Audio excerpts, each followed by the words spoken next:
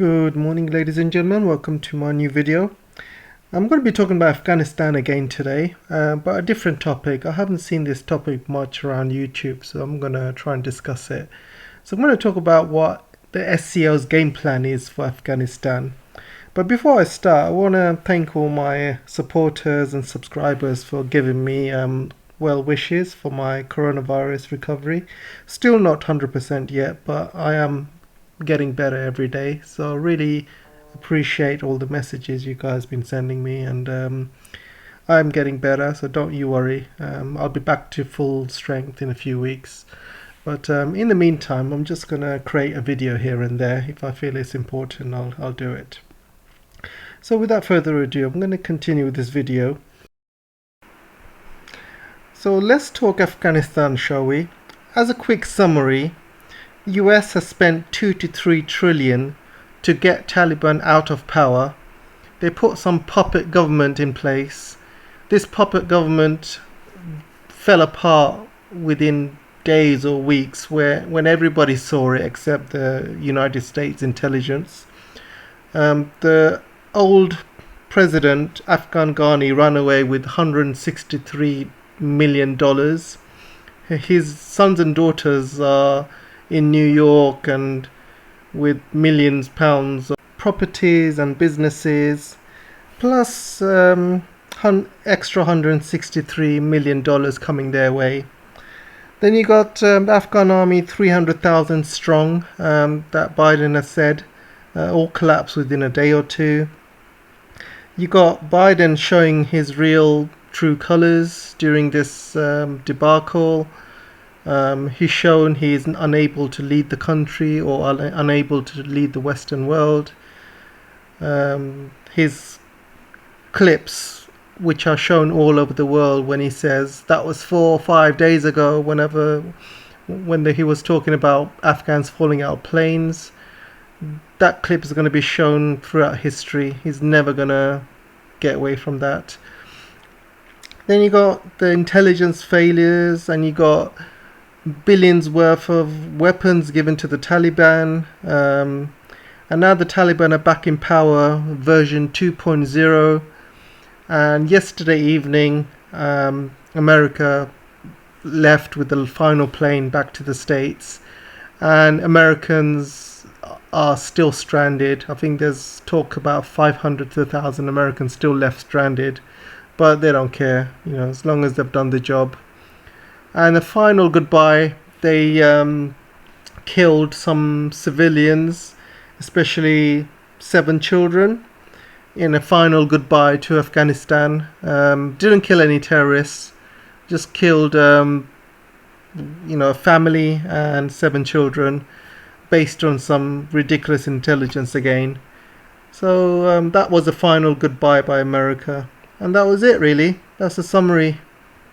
What a total joke, huh?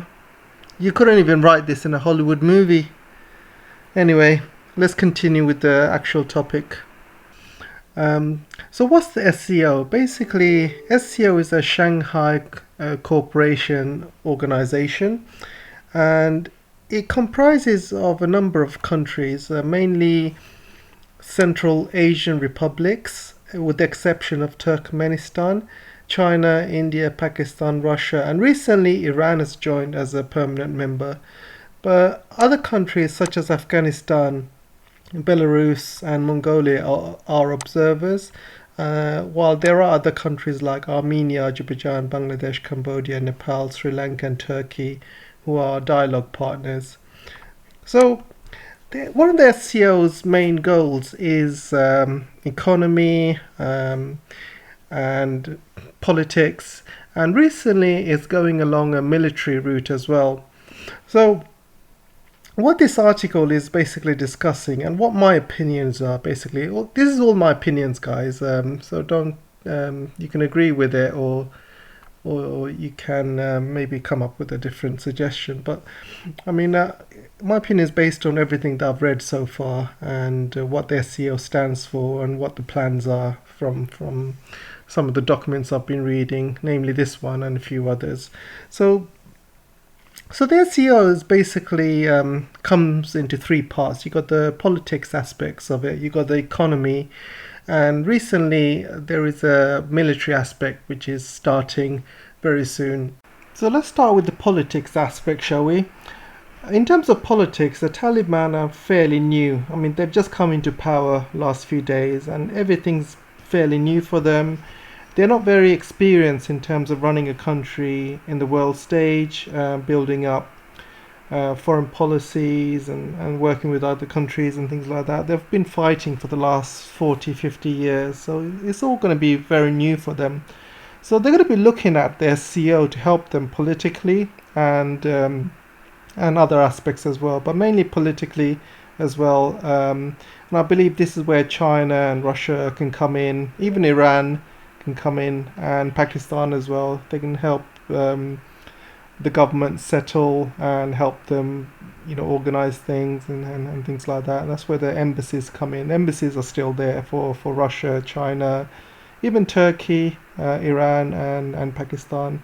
So that's the first thing. Sort out the politics, sort out the parliament and how they're going to be running the country and things like that. It will take a long time. Not going to be easy. Like I said, Taliban are not very experienced in terms of nation building, and so they will need a lot of help. It will take some time to put the right people in the right places, and as long as there's no corruption issues and stuff like that, and terrorism issues and infighting, I'm sure they'll be fine. I'm pretty sure that Afghanistan, the Taliban and ISIS are just tired of fighting for the last 20, 30, 40, 50 years. I'm sure they just want to, just nation build and live peacefully. The US is gone now, so there's nothing really to fight for. They're all Muslims, so they all need to kind of work together and start building the country, really. So let's hope there's no more terrorism attacks and stuff, and they can move on from this. So the second part of this is the military aspect of it. So this is where the SCO comes in. And the SCO is recently, they're talking about having a military unit.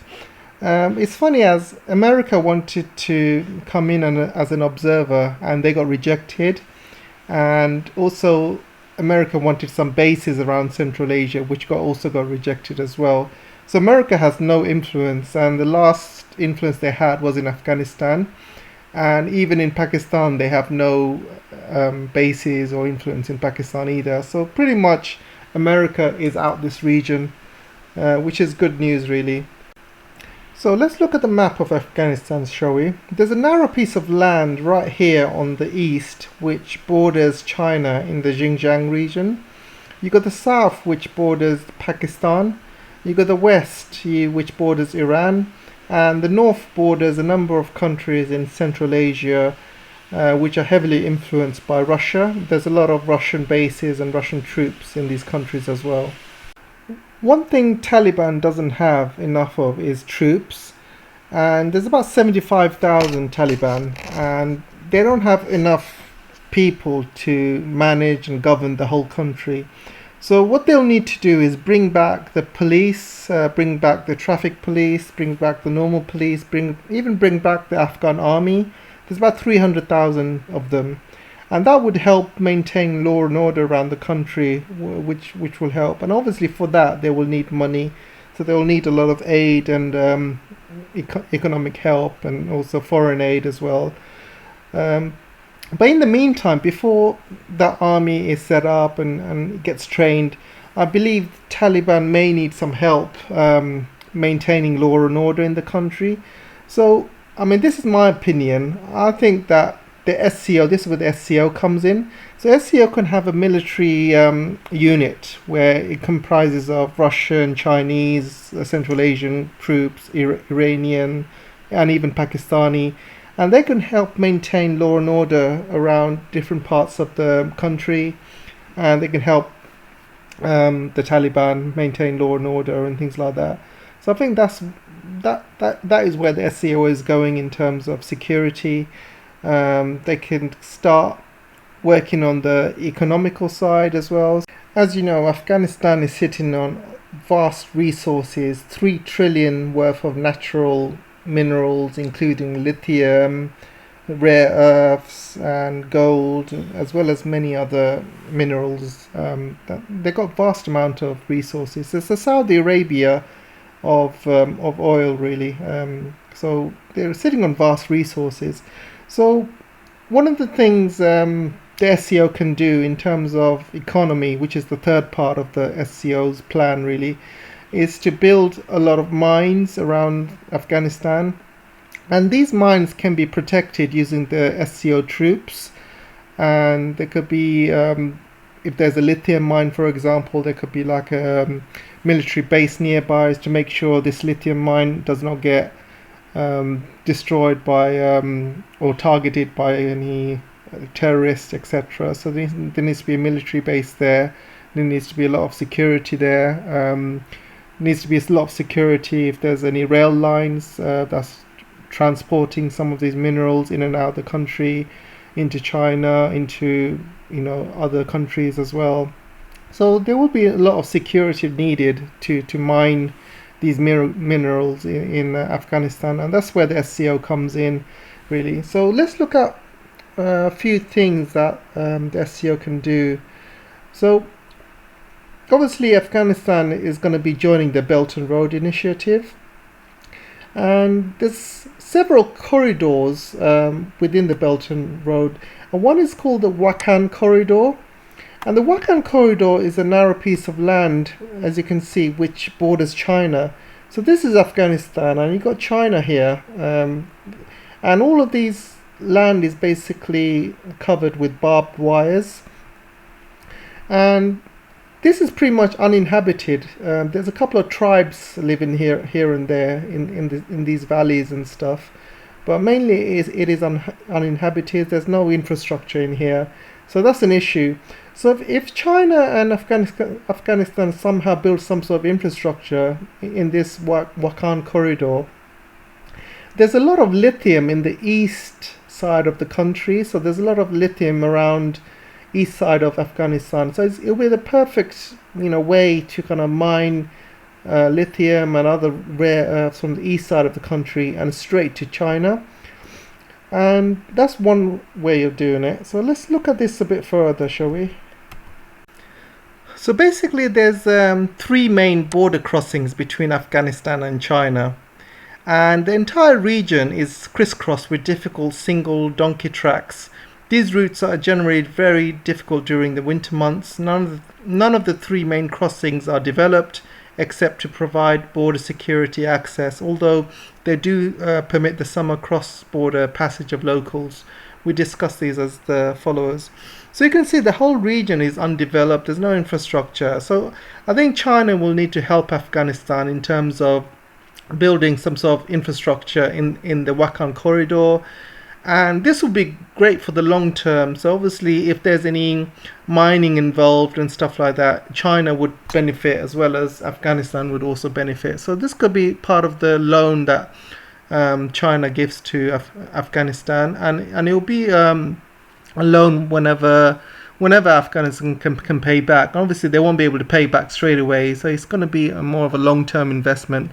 So when these minerals are mined and Afghanistan starts making money, and then China will obviously start making money from then on as well. So it's a win-win from both ends, really, China as well as Afghanistan. So let's look at the 3 border crossings. You've got the sorry about my pronunciation, Chalak Chigu Valley, which is the west of Wakjir Pass. I'm not going to go too much further, but again, same with this, same with the Wakjir Pass, and same with the North Wakjir Pass as well. As you can see, these are basically donkey tracks, and there's not much road or rail at the moment. So that's something that needs to be developed. And so let's look at the current Belt and Road situation and how Afghanistan fits into this, shall we? So you can see there is a link, Belt and Road link, going from the northern Asian states into Tehran in Iran. And there's also one going into Pakistan as a Pakistan-China corridor going straight to Gwadar. And going through Afghanistan would be like a missing link, and you basically kill two birds with one stone. So basically, one link can go from one end of Afghanistan through the other and come out near the southern Iran or southern Tehran. And basically that gives you a second option rather than going through the Pakistan corridor, because as you know, Pakistan corridor, there's a lot of terrorism and terrorist attacks happening on some of the infrastructure projects there. So that's heavily been affected, and that's delayed as well. So this Afghanistan route gives us a second option, going straight to Gwadar even. So it could be going south right next to the Gwadar port, and can bypass some of these Pakistani port routes as well. Also, there could be another link going from Afghanistan into Peshawar. Peshawar, there is already a road between Pakistan, Peshawar and Kabul.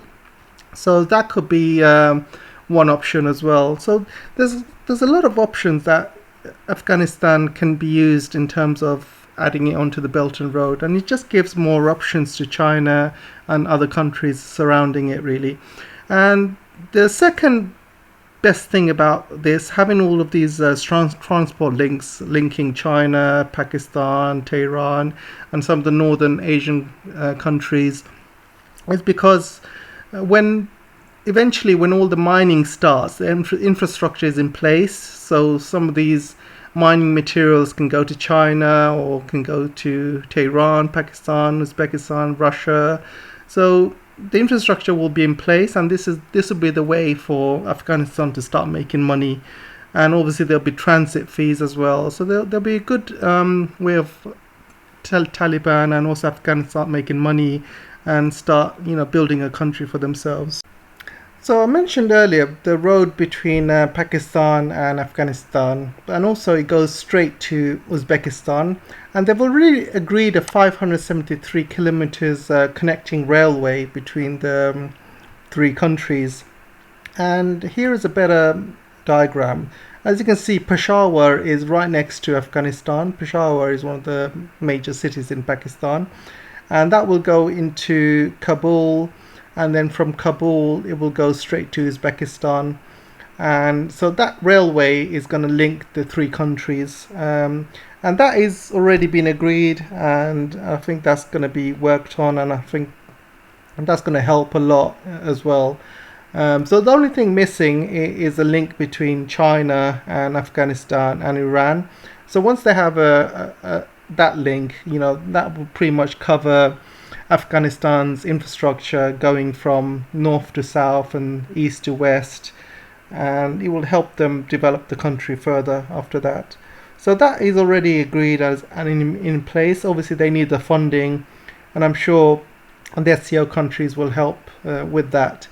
So I'm not saying all of this will be done by China itself, because it's all done part of the SCO.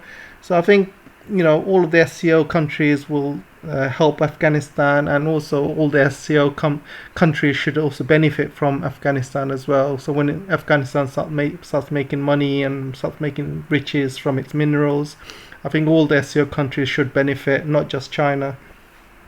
So that's all really. That's all the plans, I believe, that's going in place for the future for Afghanistan. If everything goes well, Afghanistan is in good hands, away from meddling America and Western forces.